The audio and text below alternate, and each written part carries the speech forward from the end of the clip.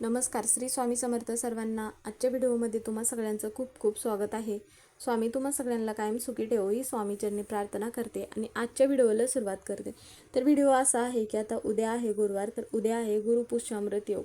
आता हा जो गुरुपुष्य अमृत योग आहे तर तो अधिक महिना संपल्यानंतरचा गुरुपुष्य अमृत योग आहे. त्यामुळे आपल्याला आपल्या गुरूंची सेवा करण्यासाठी आपल्या घरामध्ये एखादी व्यक्ती अशी आहे की ती खूप दिवस झालं प्रयत्न करते किंवा एखादी इच्छा आहे त्या व्यक्तीची ती पूर्ण होत नसेल, तर त्यावेळेस मग आपल्याला काय करायचं आहे, गुरुवार असल्यामुळे आणि आता ह्या फोटोमध्ये जे दिसत आहे फूल, तर हे आहे निळसर गोकर्णीचं फूल. तर हे जे फूल जर तुम्हाला कुठे दिसले तर ते आपल्याला घरी घेऊन यायचं आहे आणि या फुलाची काही सेवा आपल्याला करायचं आहे आणि हे फूल आपल्याला कुठे अर्पण करायचं आहे त्याबद्दलचीच माहिती आपण आजच्या व्हिडिओमध्ये घेणार आहोत.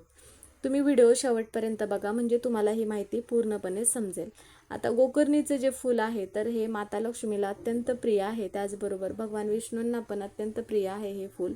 त्यामुळे मग गुरुवारच्या दिवशी आपण आपल्या गुरूंची तर सेवा करतच असतो, त्याचबरोबर माता लक्ष्मीची पण सेवा करणे तेवढेच महत्त्वाचे आहे.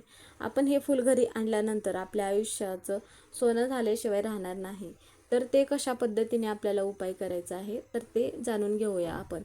तर आता बऱ्याच वेळा काय होतं की आपण गुरुवार म्हटलं की आपल्या गुरूंची सेवा करत असतो, त्याचबरोबर आपल्याला काय करायचं आहे, सकाळी लवकर उठायचं आहे. सकाळी लवकर उठल्यानंतर म्हणजेच की ब्रह्ममुहूर्तावरती जरी तुम्ही उठलात तरीही चालेल. त्यानंतर काय करायचं आहे, स्नान करत असताना आता तीर्थ ठिकाणी स्नान करणं हे प्रत्येकाला तर शक्य होत नाही, त्यामुळे मग घरी ज्यावेळेस तुम्ही स्नान करणार असाल त्यावेळेस काय करायचं आहे, आंघोळीच्या पाण्यामध्ये तुम्ही 2 थेंब गंगाजल टाकायचं आहे.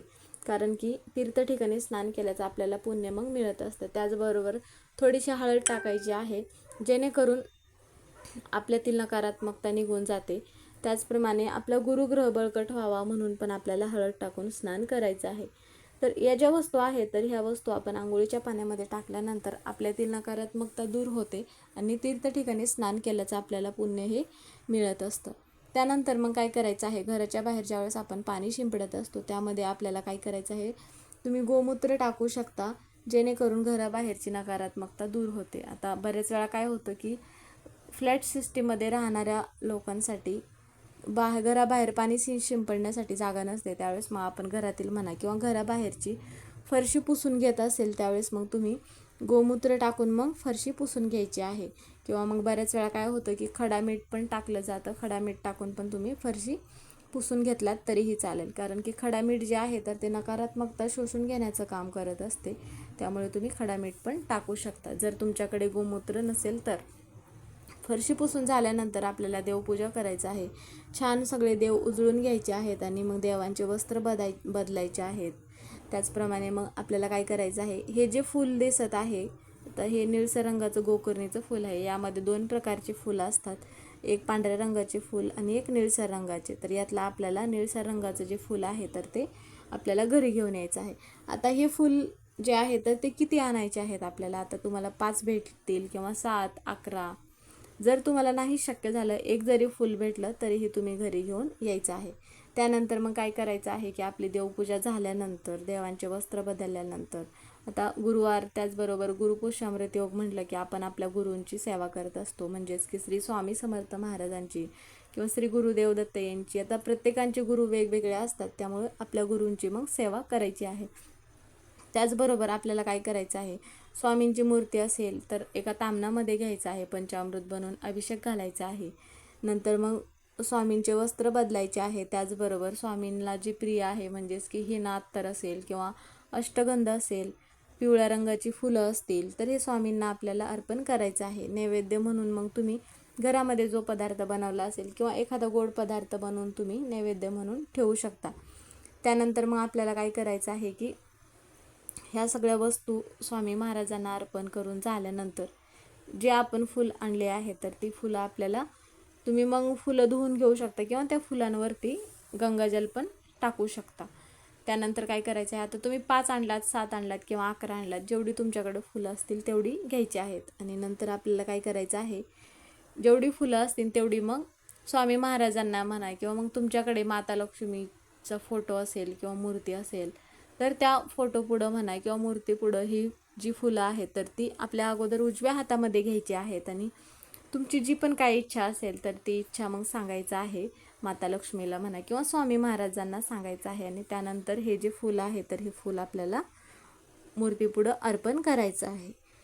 कोणती इच्छा असेल, घरामध्ये लक्ष्मी टिकून राहत नाही किंवा तुमचं एखादं काम आहे खूप दिवस झालं ते काम पूर्ण होत नसेल किंवा मुलामुलींची विवाह असतील, जे पण काय असेल, किंवा एखादा मुलगा आहे नोकरीसाठी खूप प्रयत्न करत आहे पण पाहिजे तशी नोकरी मिळत नसेल, जे असेल त्याबद्दल मग सांगायचं आहे आणि प्रार्थना करायचं आहे. आणि तुमच्या हातामध्ये जे तुम्ही फुलं घेतली आहे तर ती फुलं जी आहे तर ती अर्पण करायचं आहे. आता ह्या ज्या सगळ्या सेवा आपण करत असतो तर ह्या सगळ्या सेवा करण्या अगोदर देवघरामध्ये आपल्याला ज्यावेळेस देवपूजा करत असतो त्यावेळेस धूप दीप दिवा प्रज्वलित करूनच आपल्याला ह्या सेवा करायचं आहे. त्यानंतर मग आता आपण आपल्या गुरूंची सेवा करत असताना नामस्मरण करत असतो. त्याचबरोबर माता लक्ष्मीचं पण नामस्मरण आपल्याला करायचं आहे. तुम्ही माता लक्ष्मीचा कोणताही मंत्र म्हणू शकता, महालक्ष्मी अष्टक म्हणू शकता किंवा मग कोणता स्तोत्र म्हणू शकता किंवा ओम महालक्ष्मी नमः हा मंत्र म्हटलात तरीही चालेल. तर ह्या ज्या सगळ्या सेवा आहेत तर ह्या सेवा हे मंत्र म्हणून झाल्यानंतर ती फुलं आपल्याला माता लक्ष्मीला अर्पण करायची आहे.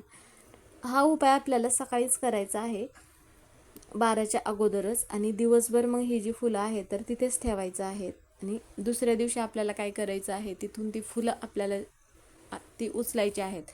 तुम्ही तुमच्या घरामध्ये लक्ष्मी टिकून राहावी यासाठी हा उपाय करत असाल तर त्यावेळेस मग ही जी फुलं आहेत तर ती फुलं आपल्याला काय करायचं आहे, आपल्या तिजोरीमध्ये ठेवायची आहेत. किंवा मग तुम्ही घरातील एखादी व्यक्ती व्यवसाय करते, तो व्यवसाय बंद पडण्याच्या मार्गावर आहे किंवा त्या व्यवसायामध्ये प्रगती होत नसेल तर मग जिथे कुठे तुमचा व्यवसाय असेल तर त्या व्यवसायाच्या तिजोरीमध्ये म्हणा किंवा त्या दुकानामध्ये ही जी फुलं आहेत तर ही फुलं तिथे ठेवायला द्यायचं आहे. किंवा खास एखाद्या व्यक्तीसाठी म्हणजे तुमच्या मुलासाठी ही सेवा करत असाल तुम्ही तर मुलाच्या बॅगमध्ये ठेवायला देऊ शकता.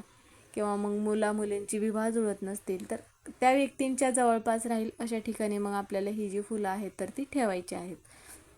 आता घरामध्ये ज्यावेळेस आपण ह्या सेवा हे उपाय असे करत असतो त्यावेळेस आपल्याला आपल्या घरातील वातावरण प्रसन्न असले पाहिजे. म्हणजेच की घरातील नकारात्मकता निघून जाण्यासाठी घराचा जो मुख्य दरवाजा आहे तर तो उघडा ठेवूनच आपल्याला ही सेवा हा उपाय करायचा आहे. त्याचबरोबर घरातील खिडक्या तरी आवर्जून उघड्या ठेवायच्या आहेत. ज्यावेळेस आपल्या घरामध्ये नकारात्मकता असेल त्यावेळेस आपलं कोणतेही काम जे असेल तर ते काम पूर्ण होत नाही. त्याचप्रमाणे जिथे नकारात्मकता असते त्या ठिकाणी माता लक्ष्मी ही स्थिर राहत नाही. म्हणून मग आपल्याला काय करायचं आहे, सगळ्यात अगोदर नकारात्मकता घालवायची आहे आणि मगच आपल्याला असे जे काही उपाय आहेत, सेवा आहेत तर त्या करायचं आहे, जेणेकरून त्याचा आपल्याला फळ मिळेल. तर आता तुम्हाला माहिती पूर्णपणे समजलीच असेल की कशा पद्धतीने आपल्याला ह्या फुलाचा उपाय करायचा आहे, त्याचबरोबर सेवा पण कोणत्या करायच्या आहेत. तर तो इथेच संपला. तुम्हाला व्हिडिओ जर आवडला तर व्हिडिओला लाईक करा, चॅनलवर नवीन असाल तर सबस्क्राईब करा, व्हिडिओला हाईप करायला विसरू नका. कमेंटमध्ये श्री स्वामी समर्थ किंवा मग ओम महालक्ष्मी नमः हे लिहायला विसरू नका. व्हिडिओ पूर्ण बघितल्याबद्दल धन्यवाद.